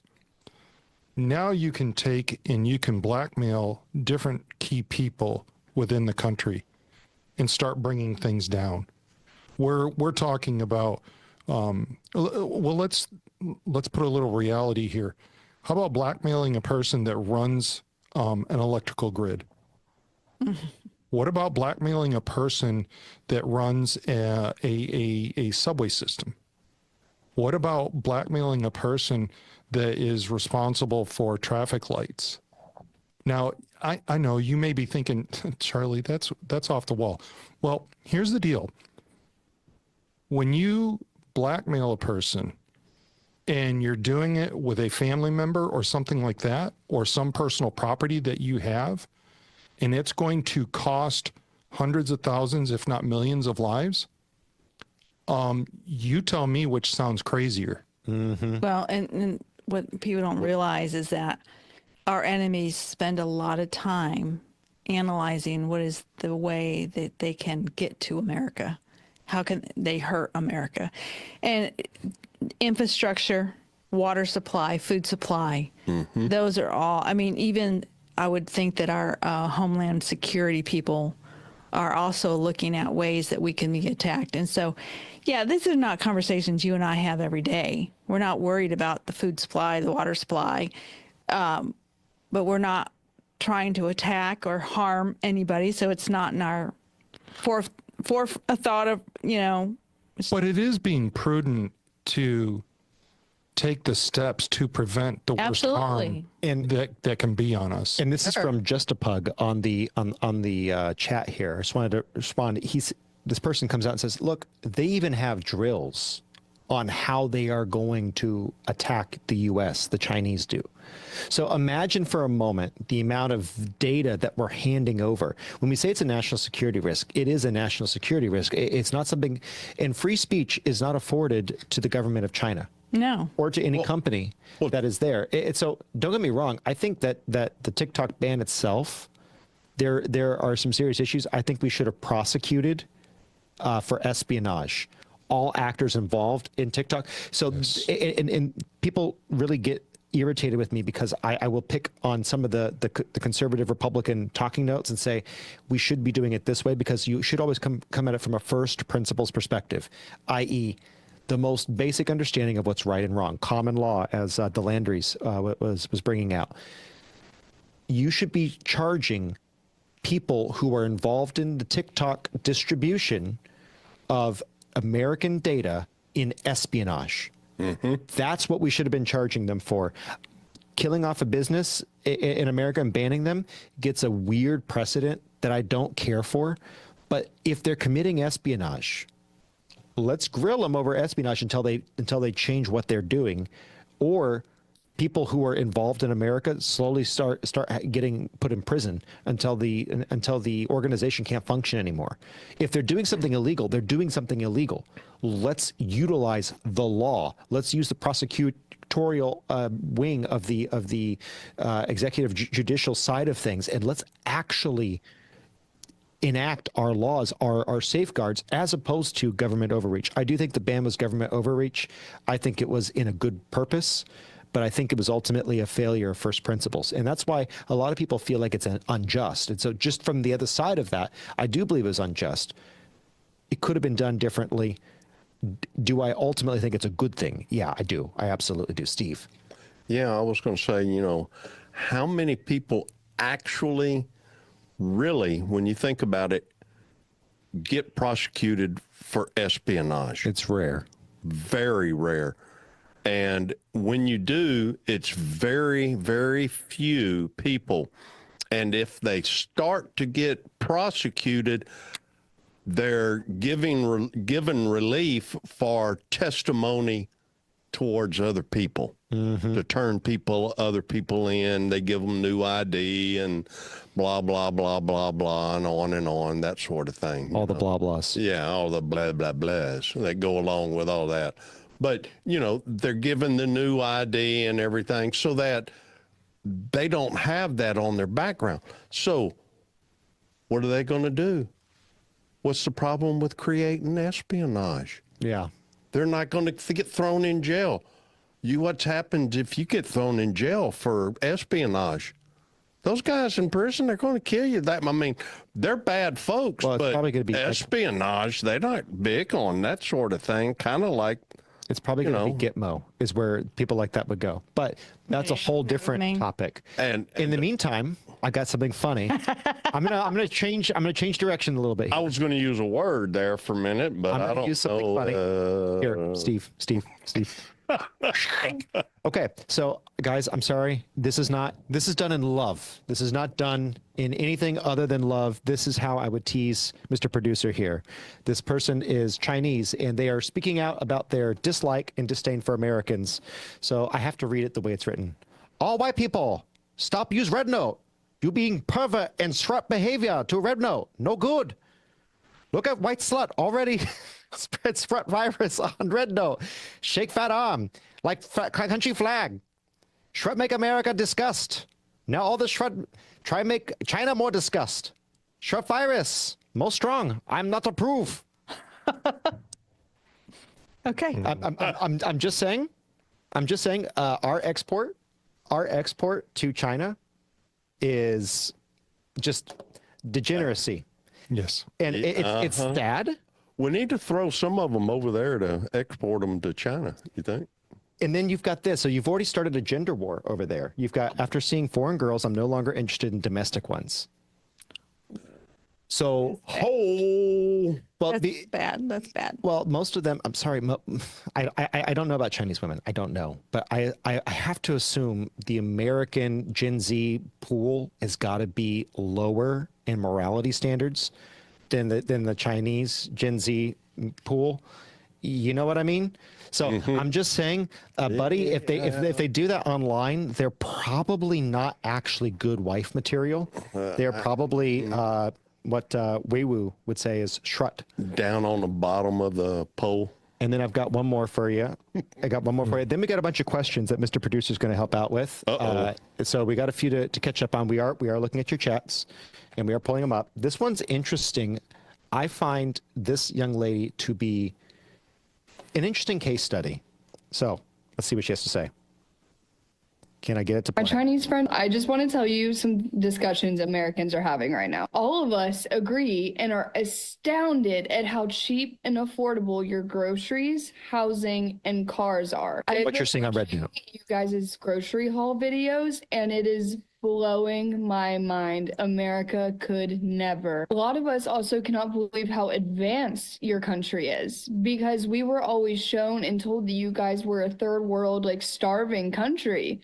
That's just not the case. The fact that 95% of you guys own homes is mind-boggling. It is, like, seriously almost impossible to own a home anywhere in the U.S. You have to work immensely hard. How about y'all's law school is like $800 a year, and I think that your homeless rate is like 0.18%. I have people living outside of tents outside of my building. Like, it's terrible here. What? I saw somebody say earlier that a cancer medication that they get is about $20 in China, and they are paying $22,000 a month in the U.S. for that same medication. What? A lot of you guys were also thinking that it's propaganda, that our kids sometimes, if they can afford it and their parents want to, will put them in a bulletproof, like, backpack to go to school. They also do stand up and do the Pledge of Allegiance every single day before class starts. This whole experience might just be the most awake and united I think I've ever seen this country. She needs to move to China for a year. Pissed at our government, number one. Number two, astounded. Absolutely astounded. So this person has obviously never been outside the United States. And she's never actually been to China. And obviously, look, don't get me wrong. There are places in China that are gorgeous. They're beautiful. And it's for the party. But you look at the mean domestic wage of people. How much do you think the average person makes? Like $17 a month. Oh, how much was that cancer medicine? Yeah. $20, and I need it how many times a month? So you can that only leaves them how much? Negative. $3. So you can only get health care if the party provides. America, at least you have, and look, if you got the government more out of health care, you would actually have cheaper prices. Hello? The more government is interjected into our healthcare system, the sadder the state of affairs becomes. It is not a good thing. So I just think it's fascinating. There are a couple of things about, look, American drugs do cost a lot, and that's the fault of the FDA.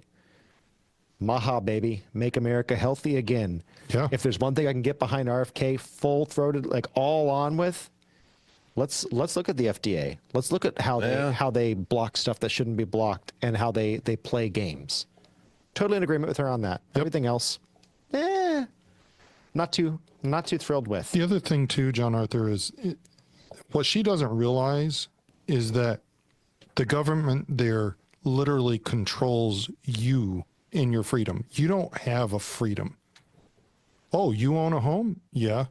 You get to own a home over there. Is it really the one that you want, or is it the one that the country said you had to take?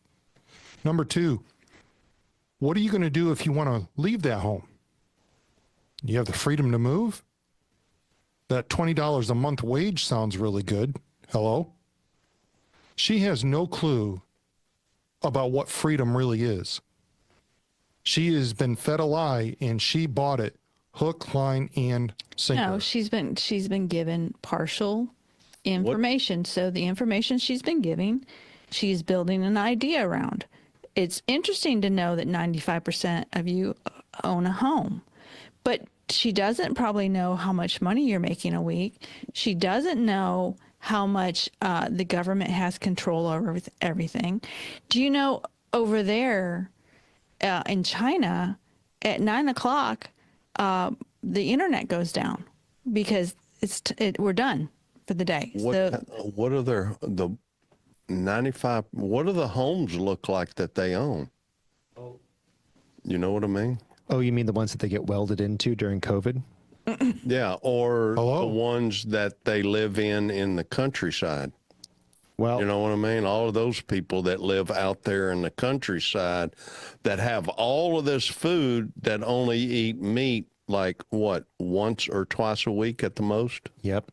And I just want to, have SoCo just chimed in and said, yeah, go ahead. They'll get your blood type, and when you're ready to be harvested, they'll do that too. You'll enjoy it. Yeah, have exactly. Fun. Have fun with the subsidized lifestyle that is going to only hurt you. Mm-hmm. So, and I've got another one more from the Red Note app, and then we're going to start to go through some of the questions, and I'm going to pop this bad boy up, and we're going to see what this fella has to say about Red Note. This one is just another. Here's the thing, real quick, before I say this, wouldn't you expect on Microsoft's website, here's Microsoft.com. It looks amazing. This is our website. This is what we do. It looks beautiful. Anyone who goes to Microsoft and go their website says, oh my gosh, this is beautiful. I should work there. I should do this. They're the greatest thing. You have to be a boob. I'm sorry. You have to be some sort of fool, because you look at Glassdoor if you want to go work there, right? If you're going to go to the Chi-Com app that they are specifically setting up as their method of propaganda. Anyway, let's go ahead and see this. Uh-oh. One second. My bad. There we go. Let's pull this back. Try this one more time. Bottom dollar. I went over the Red Note and signed right on up. There is nothing that I hate more than the government trying to tell me I can and cannot do. Listen, I have a mom and I have a dad. I don't need the government to play that role in my life. I'm a grown man. I'll do what men do, and I will rebel against whatever this government tells us to do. And I think everybody should go over the Red Note. Listen, I have been so welcomed from the Chinese. I feel, personally, I feel like a refugee over there. I've had so much positive response. It's actually crazy to me. Some of the messages I've gotten, I had to translate, but they say, welcome. We're so excited to have you in China. We're so excited to learn English from you. We're so excited to have American friends. They are very welcoming. Now, I got one or two very, go back to your app or stay in your own country sort of things. But for the most part, it's so welcoming. It's been super unique to go over to that app and have conversations with people that I can't speak their language with. Super awesome. Yeah. So, yeah, that all sounds very well and good. But at the end of the day, I don't want the government telling me what to do. Yeah, they're going to take my information, and they're potentially going to use this as a national security thing. I don't want my government. I'm thinking, it's fine, whatever. China is probably thinking. Can you believe? You just did us a favor. Uh-huh. You just did us a favor. Thank you, America. Thank you for banning TikTok. Thank you. That's where I say, look, stop over exercising the government. And again, look at who's excited about this ban. It's not who you would think. Apple or Alphabet, the folks at X. Okay, God bless Elon. Okay, but you look at Zuckerberg. Who's happy about this ban? I'm just laying that out there. It would have been better to prosecute actual espionage, and we could have done it, and we could have gotten some foreign actors out of our hair, but instead, by a bipartisan coalition, we went after a company. A company is a group of people.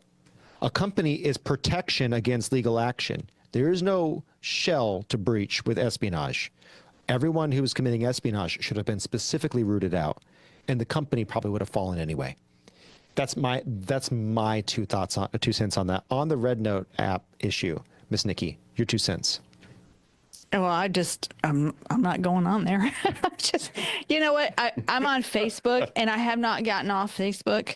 I do not post, but I do like to get on there and see what's going on with my family and with my friends. And I do, put happy birthday and congratulations or a thumbs up on stuff. But I don't, I just am very leery anymore about giving out information.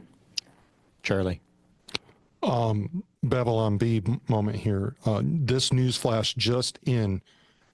Further Every Day is going to set up a GoFundMe page to send over people that are.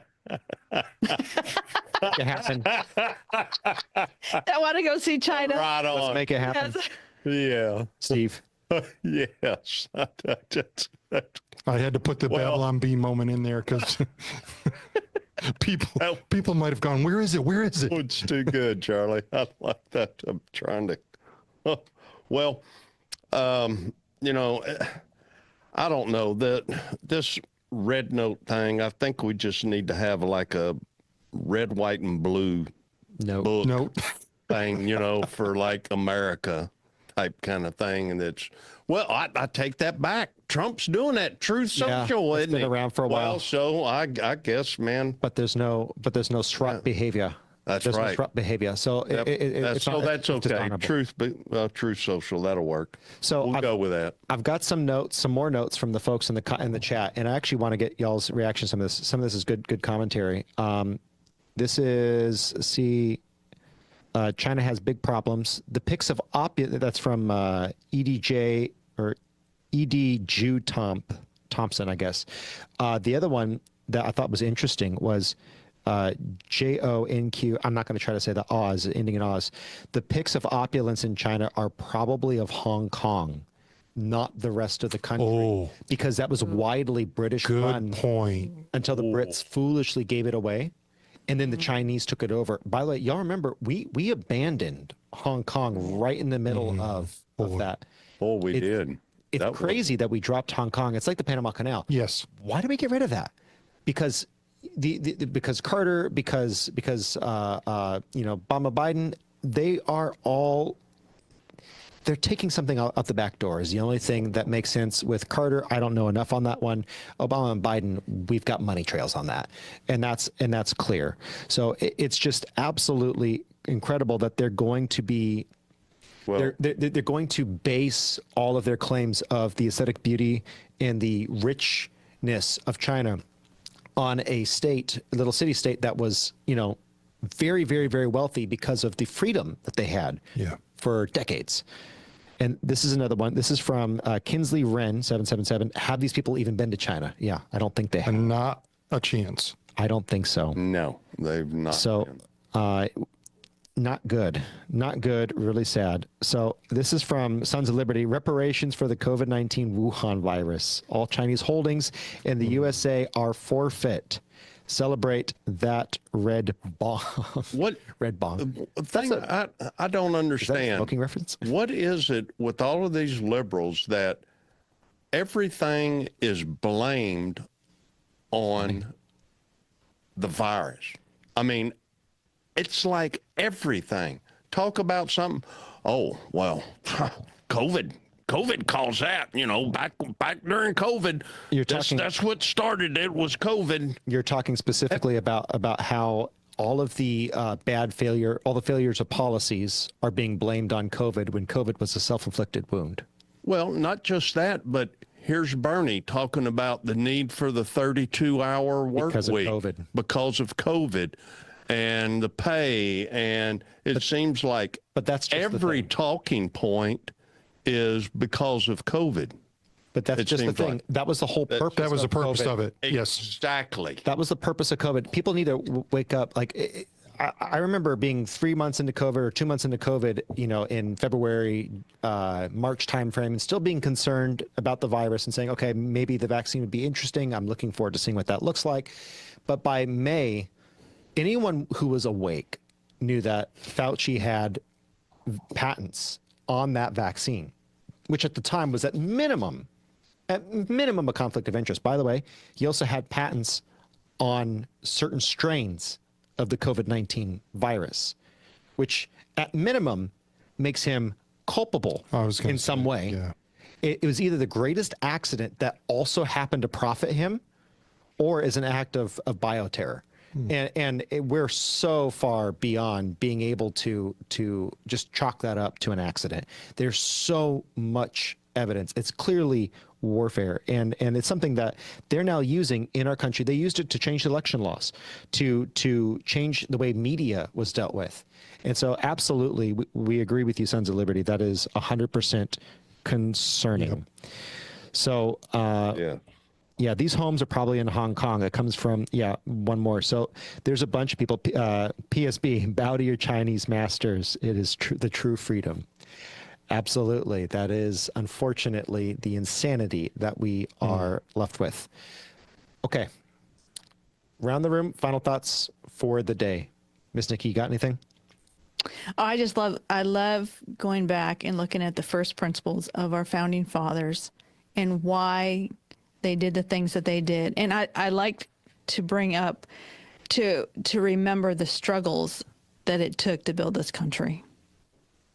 Absolutely. Charlie?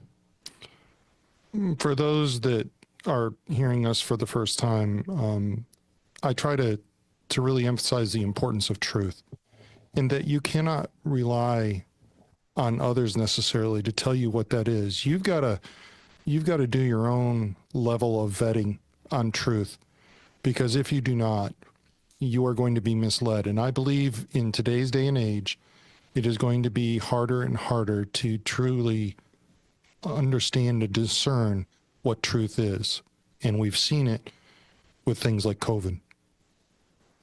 Steve? Yeah, I was going to actually talk about the same thing kind of as far as truth goes, in reference to what Charlie was saying, that, just because we put something in and say something or have it posted in our bottom of our chat, it's always wise to look it up, to research it, to check it for yourself.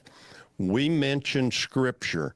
We talk about Scripture in reference to many, many details that we talk about. Look it up. Check it out. Yeah. Make sure that it matches up to exactly what it is that we're talking about. Be sure that you do that, because it will make it more informed for you, more personal for you, and you'll understand it a whole lot more. Plus, it'll make you much more favorable to the eyes of the Lord, because he likes those that are well informed and study. Amen. Amen and amen. So be vigilant, be on the lookout. I've got one last thing here from one more person. I'm going to pause my end here. Have you all thought about that tomorrow starts a 4 years of change in America? We absolutely have. Amen. And it might be more than 4. I'm hoping that we see a revival. And yes. So there's a lot of talk about revival in the Christian community, especially in the evangelical set. It actually, all my Catholic friends, same thing there. Mm-hmm. Here's the thing: revival starts in your own heart, in your own home. Mm-hmm. You're supposed to love the Lord with your heart, mind, soul, and strength. That is your everything. That is the center of your being. That is the center of your thinking, and that is with your actions and with your strength, and then with your actions. You are supposed to love the Lord with everything. Jesus Christ came to this earth. He surrounded himself with 12 men. Okay. He radically transformed this world. You look at every single revival that has happened in recent memory, the first and second great awakenings. You look at the movement of Billy Graham.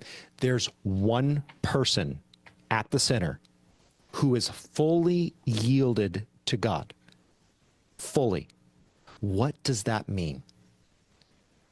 I'm going to leave that with you to think about. What does that mean? And what does that mean in your life? If you want revival, what does that look like for you? Because it starts not with someone else, not with what the other guy should be doing. It starts with what you are doing in your house, in your family, and how you are leading by example. So can God use you? We look at how the nation was formed and how it was built. I think there is a ton of value in looking back and remembering how this nation came together. God said, remember, over and over again, remember. So that's what we're doing here. And PSB, thank you guys so much for having us on. You can find us anywhere podcasts are downloaded. Of course, here on the PSB, now starting on Sundays by the great grace of Pam and Soko and all these folks. Thank you guys. Thank you. We appreciate y'all. With that said, you can find us on X. You can find us on YouTube, albeit YouTube regularly deletes views. So Rumble is a great place to go. And we've been having problems with the Rumble YouTube bridge. We had those connected. We're going to start just direct uploading to Rumble.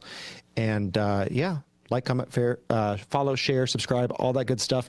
And we got one last thing for you. We normally do a double fake out, but out of respect to Mr. Happel, we're going to go ahead and actually not fake you out. No. And we're going to go around the room, and I want to see in the chat. So tell us in the chat, starting now, if you're listening, what is your favorite dessert? What is your favorite dessert? And I'm going to start with Miss Nikki. What's your favorite dessert? Anything with sugar? No, I mean, actually, I'm going to say strawberry cheesecake. Oh, dang. Oh, okay. With Cool Whip. For all of you listeners out there, I am so sorry. I am so sorry. It is my wife's apple pie. There is no comparison. I mean, there just is not. And you can go ahead and ask for the recipe, and she will not be able to give it to you. And it's not because we aren't willing to give it to you. It's because she doesn't use a recipe. She literally throws it together. But it is dynamite. I love throw togethers. Oh, man. The recipe is love. That's the recipe. Yeah. Steve. Uh-oh. One thing. Okay.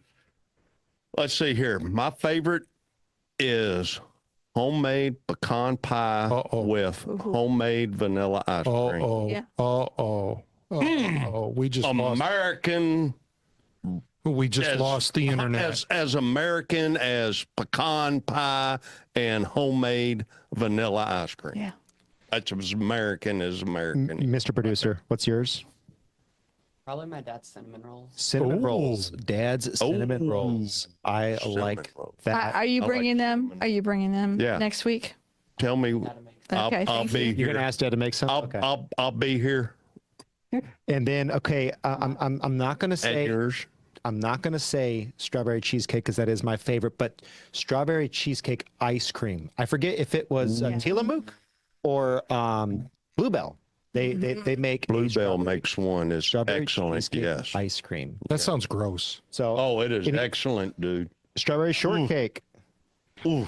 Strawberry shortcake from Show Artist. Anyone else? Oh man, you caught any? We got the strawberry shortcake. Oh gosh, yes.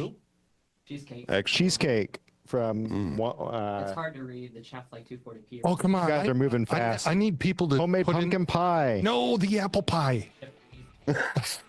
Which one?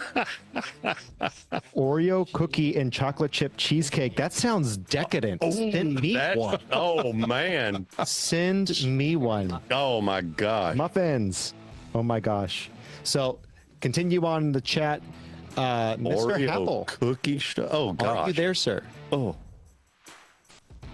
Is our next show ready? I'm just going to put that out there. Just chime on in if you are ready, folks. Okay, I see you there. Are you ready? See them. Yeah, we are ready. I think we'll go ahead and open with our show opener. But thank you, ladies and gentlemen, or lady and gentlemen, for a great program. I look forward to seeing you again next week. And Dan wants apple pie. Actually, my wife is the same way, only mine is cherry.